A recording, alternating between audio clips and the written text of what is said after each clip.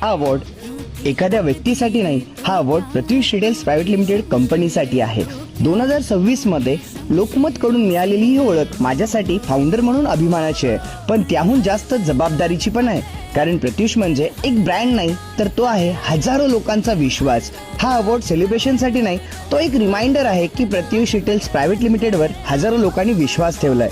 आज जेव्हा स्टेजवर उभा होतो आणि हा सन्मान स्वीकारतो, त्या क्षणी एकच भावना होती, ती म्हणजे प्रत्युष मध्ये असलेली प्रत्येक व्यक्ती. कंपनी ग्रो झाली म्हणून काम संपलं असं नाही, उलट आता टीम, पार्टनर्स, कस्टमर्स प्रत्युषला अजून जास्त व्हॅल्यू क्रिएट करायची आहे.